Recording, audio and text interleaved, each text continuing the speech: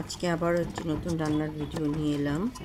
সবার প্রথমে দুপুরে মুড়ি ঘন্ট রান্না করেছিলাম, তা মাছের মাথাটা কেটে ধুয়ে পরিষ্কার করে রেখেছি। আর এখানে আমি কড়াইতে আধা কাপ পেঁয়াজ নিয়েছি, আধা কাপের একটু বেশি, এবং রসুন নিয়েছি আধা কাপের কিছুটা কম, নিয়ে রসুন পেঁয়াজ একসাথে সুন্দর করে ভেজে নিয়েছি। ভাজার পর এরপর এখানে আমি কষানোর পানি দিয়েছি, দিয়ে হলুদের গুঁড়া, ধনিয়ার গুঁড়া, জিরার পাউডার, কাঁচামরিচ দিয়ে সুন্দর করে মশলাটা কষিয়ে নিয়েছি। মশলাটা যখন ভালোভাবে কষিয়ে পানি টেনে এসেছে, তখন আমি আরেকবার পানি দিয়ে আবার কষিয়ে আবার পানিটা নিয়ে তারপর পেঁয়াজটা যখন একটু নরম হয়ে গলে গিয়েছে, ঠিক সেই সময় মাছের মাথা দিয়ে দিয়েছি। এখানে আমি 2টা মাছের মাথা নিয়েছি, 2টা রুই মাছের মাথা। রুই মাছগুলো আমি একে একে বিছিয়ে দিলাম, দিয়ে এখন সুন্দর মতো জাল হচ্ছে এবং মাছ থেকে কিছুটা পানি বেরিয়েছে। আমি মাছটা সুন্দর করে নেড়ে দিচ্ছি। মাছের এক সাইড নাড়া হয়ে গেলে মাছ উল্টে অপর সাইড নেড়ে দিয়েছি, আর কষানোর জন্য কিছুটা পানি দিয়ে দিয়েছি, নিচে ধরে যাচ্ছিল। পানি দিয়ে নেড়ে ছেড়ে এরপর আমি এই মাছটা এখন সুন্দর মতো উল্টিয়ে দিচ্ছি, দিয়ে ভালো করে নাড়াচাড়া করছি।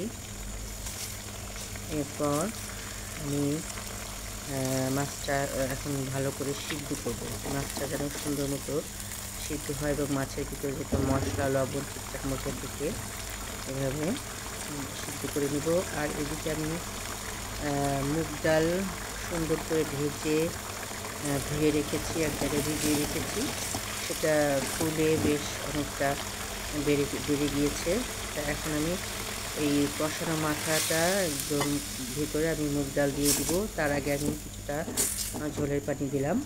ঝোলের পানি দিয়ে ভালো করে নেড়ে চেড়ে দিচ্ছি, দিয়ে যাতে তলানিতে ধরে না যায় মাছের নিচে ভালো করে নেড়ে দিলাম। দেওয়ার পর এরপর আমি ভিজিয়ে রাখা মুগ ডালগুলো দিয়ে দিলাম। মুগ ডাল দেওয়ার পর এখন সুন্দর করে নেড়ে চেড়ে ঢাকনা দিয়ে ঢেকে দিয়েছি, বেশ কিছুটা সময় যাতে সুন্দর মতো সিদ্ধ হয়। মাছটা আমি ভালো করে নেড়ে দিলাম, আর যতটুকু ডাল সিদ্ধ হতে পানি লাগবে ততটুকু পানি দিয়েছি। আর এখানে আমি কিছুটা গরম মশলা দিব, তেজপাতা আগে দিলাম, এরপর দারুচিনি, এলাচ, লবঙ্গ একে একে দিয়ে দিয়েছি। মাছের মাথা রান্না করার সময় এখানে কিছুটা গরম মশলা দিতে হয়, কারণ মাছের মাথাটা গন্ধ থাকে। আর যেহেতু মুড়ি ঘন্ট রান্না করছি, মুড়ি ঘন্টে কিন্তু গরম মশলা, তেজপাতা দিয়ে রান্না করতে হয়। তো এটা আসলে যখন পেঁয়াজটা ভাজে সে সময় দিতে হয়, আমার মনে ছিল না, এর জন্য আমি পরে সবার শেষে দিয়েছি। দিয়ে এখন ভালো করে মাছ এবং ডাল একসাথে জাল করে নিচ্ছি। মাছ এবং ডাল জাল হচ্ছে, এরপর আমি আরও কিছুটা কাঁচামরিচ এখানে দিয়েছি, দিয়ে ঢেকে দিলাম। ঢেকে দিয়ে একদম ঝোলটা যখন টেনে গিয়েছে, সেই সময় মাখা মাখা হয়েছে, মুড়ি ঘন্ট রান্না প্রায় কমপ্লিট। এই সময় আমি মাছটা বারবার উল্টিয়ে পাল্টিয়ে দিচ্ছি আর জাল করে দিচ্ছি। তো সবার শেষে আমি এখন ধনিয়া পাতা কুচি করে দিব। একদম নামানোর আগে সামান্য একটু ধনিয়া পাতা উপরে কুচি দিয়ে তারপর আমি মুড়ি ঘন্ট রান্নাটা কমপ্লিট করবো। এখানে কিন্তু আমার রান্না প্রায় কমপ্লিট, খালি একটু ঝোল টানলে আমার কিন্তু রান্না এখানে কমপ্লিট হয়ে যাচ্ছে। এখন ধনিয়া পাতাটা কুচি কুচি করে আমি দিয়ে দিলাম, দিয়ে এরপর আরেকটু জাল হলেই এরপর আমি চুলাটা নিভিয়ে দিব। একদম সহজ রেসিপিতে মুড়ি ঘন্ট রান্না দেখালাম। এভাবে যে কেউ সহজেই মাছের মাথা মুগ ডাল দিয়ে রান্না করে খেতে পারেন। আর এটা একটা মজার একটা রেসিপি, আপনারা বাসায় রান্না করে খেয়ে দেখবেন। এরপর আমি রান্না করেছি ভুনা খিচুড়ি। আসলে ভুনা খিচুড়িটা রান্না করার কারণ আছে, এখানে প্রায় 1 কেজি চালের 1 কেজি বেশি চাল আছে এবং মুগ ডাল দিয়ে ভুনা খিচুড়ি রান্না করেছিলাম। এটা আমার হাজব্যান্ড জাপান যাবে, সেখানে নিয়ে যাবে। এটা একটু বেশি করে রান্না করেছি, অনেক কিছুটা ডিপ করে নিয়ে যাবে এবং বাকিটা আমরা বাসার সবাই খাবো। আর খিচুড়ি রান্নার সাথে আমরা এর সাথে আবার ভাত ডালও রান্না করেছি, শাকসবজিও রান্না করেছি, সেটাও দেখাবো। এখন খিচুড়িটা যখন রান্না একদম কমপ্লিট হয়ে গিয়েছে, তখন এখানে ধনিয়া পাতা দিয়েছি। ধনিয়া পাতা দিয়ে এরপর নেড়ে চেড়ে ধনিয়া পাতাটা একদম খিচুড়ির ভিতরে মিক্স করে দিব, দিয়ে এরপর আমার রান্নাটা কমপ্লিট হবে। আসলে আগে কখনো খিচুড়িতে ধনিয়া পাতা দিয়ে খেয়ে দেখি নাই, মানে যেটা ঝরঝরা খিচুড়ি সেটাতে আসলে ধনিয়া পাতা কখনো দিই নাই, আজকে দিয়ে দেখলাম, খেতে ভালোই লেগেছিল। আসলে ধনিয়া পাতা দিয়ে খিচুড়িতে, ঝরঝরা খিচুড়িতে ধনিয়া পাতা দিলে আসলে টেস্টি লাগে। এটা আসলে প্রথম আমি দিয়ে রান্না করে দেখলাম। খিচুড়িটা আমার রান্না কমপ্লিট। আমি একদম উল্টিয়ে পাল্টিয়ে বারবার নেড়ে চেড়ে দিচ্ছি, কারণ যাতে খিচুড়িটা ঝরঝরা হয় এবং প্রত্যেকটা চাল যেন সমানভাবে ফুটে যায়, এই কারণে বারবার উল্টিয়ে পাল্টিয়ে নেড়ে দিয়েছি। নেড়ে দিয়ে আবার দমে দিয়েছি, আবার ঢাকনা তুলে আবার নেড়ে দিয়েছি, দিয়ে আবার দমে দিয়েছি। এইভাবে খিচুড়িটা যাতে ঝরঝরা হয় সেভাবে রান্না করেছি। খিচুড়িটা আমি আবারও নেড়ে দিচ্ছি, নেড়ে উল্টিয়ে পাল্টিয়ে একটু ছড়িয়ে দিলাম, ছড়িয়ে দিয়ে এখন নামিয়ে নিয়েছি।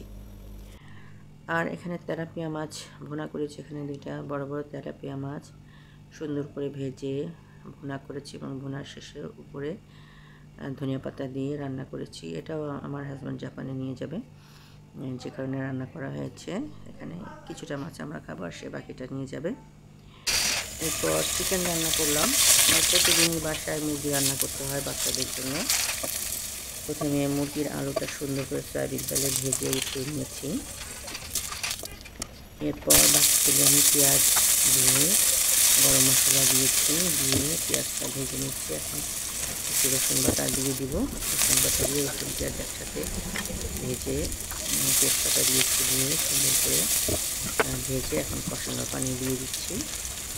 আর এখানে আরেকটু তেল দিলাম, যেহেতু আলু ভেজে সময় তেল কমিয়ে দিয়েছিল।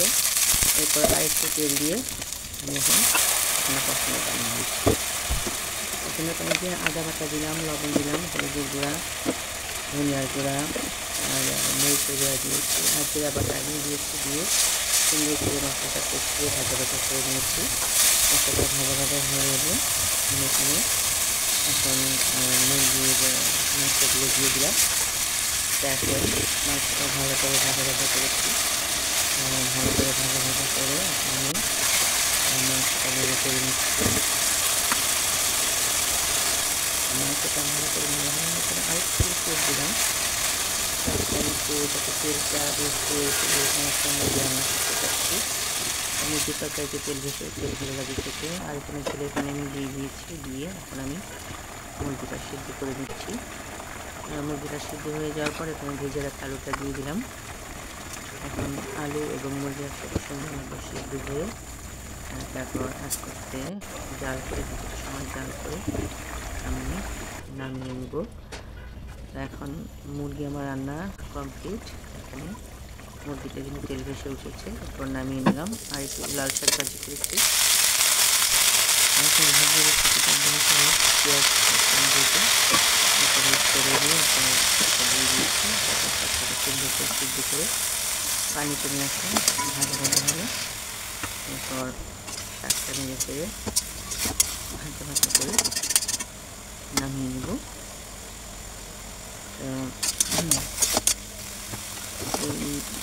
সবার শেষে ডাল আর ভাত রান্না করে নিয়েছি। আমাদের প্রতিদিন ডাল রান্না করতে হয় মুগ ডাল না হয় মুসুরির ডাল। ডাল ভাত রান্না কমপ্লিট হয়ে গিয়েছে। এখন এই ছিল আমাদের দুপুরের খাওয়া দাওয়া, রান্না বান্না। দুপুরের খাওয়া কমপ্লিট। এখন সন্ধ্যাবেলায় চিকেন স্টেক বানানো হচ্ছে। তো এটাকে মুরগিটাকে স্টেকের আকারে কেটে নিয়ে পরে এখানে স্টেকের যে মশলাগুলো দিতে হয় সেগুলো দিয়ে সুন্দর করে মাখিয়ে 4 ঘন্টা ম্যারিনেশন করে রাখা হয়েছিল। এখন এটাকে ভাজা হবে। প্রথমে আমি বড় একটা ফ্রাই আছে, সেখানে পরোটা ভাজি, সেটাতে সুন্দর করে সয়াবিন তেল দিয়ে নিয়েছি, দিয়ে এখন বিস্কুটের গুঁড়া দিয়ে সুন্দর করে গড়িয়ে নিয়ে এরপরে ভাজাটা তেলের মধ্যে দিয়ে দিলাম, দিয়ে এখন সুন্দর মতো ভাজা হচ্ছে। আর এখানে প্রায় অনেকগুলো মুরগি ছিল, অনেকক্ষণ এক ব্যাচে ভাজা যায়নি, 2 ব্যাচে ভাজতে হয়েছে। দ্বিতীয় ব্যাচের মুরগি আবার গড়িয়ে নেওয়া হচ্ছে বিস্কিটের গুঁড়ার মধ্যে। এরপর এদিকে প্রথম ব্যাচের স্টেক ভাজা হচ্ছে। প্রথম ব্যাচের স্টেক ভাজা কমপ্লিট হয়ে গিয়েছে। দিয়ে ভাজা হয়ে গেলে এটাকে আমরা কেটে এখানে তুলে নিলাম। ভাজা শেষ।